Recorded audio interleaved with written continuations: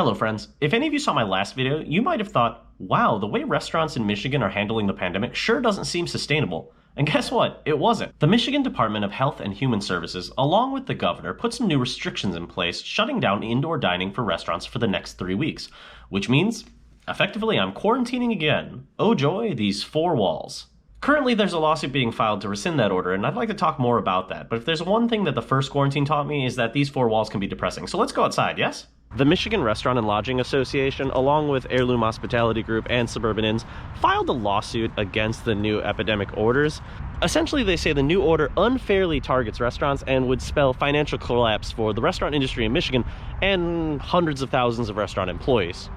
Now, I completely understand that another shutdown will certainly hurt the restaurant industry here in Michigan, but speaking as a restaurant employee, I can honestly tell you that the comings and goings, the opening and closings of certain restaurant groups have never really worried me in any capacity. And furthermore, going to work every day and contributing to a system which makes most of us live paycheck to paycheck is a financial catastrophe in and of itself that probably needs reform. But that's not even the most interesting part of all of this. I believe the most interesting part is the lawsuit claims that it singles out restaurants in an unfair manner, and I think that's the thing that we ought to take issue with.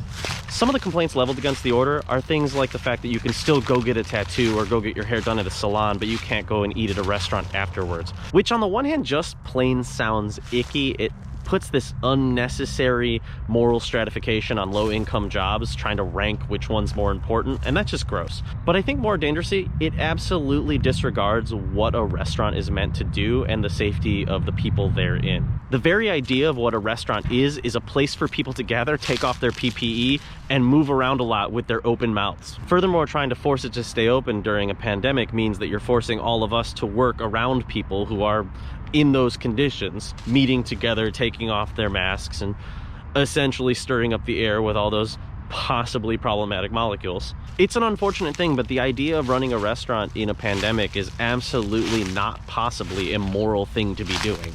It occurs to me that the restaurant industry might just be reaping what it's been sowing for the last several decades of essentially building capital on the backs of people that they don't pay very much. It's a fragile system, and when something comes along to shake up the system, it probably won't survive. To some extent, I don't know how to feel about the shutdown. On the one hand, I am a little disappointed that I don't really get to make any more money for the year, but the fact of the matter is, what a restaurant is not a good thing to be open during a pandemic. I worry that this will spell disaster for both the Main Street moguls of the world, but also for your little mom and pop shop.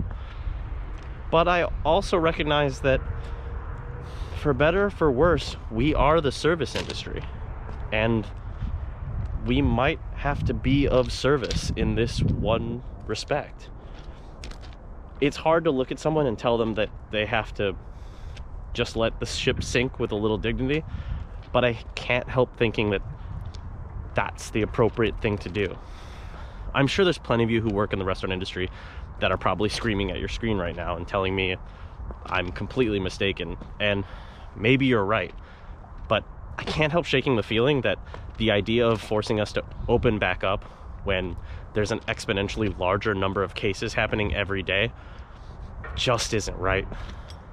Anyways, that's my 2 cents on it, and I understand that that might not be a popular opinion. I'd love to hear from you if you disagree, so feel free to throw something in the comments or reach out on social media. I'd love to hear some differing opinions, because honestly, I don't know how to process all of this. Anyways, I've been Dave. Thanks for watching, and I'll catch you next time. Peace.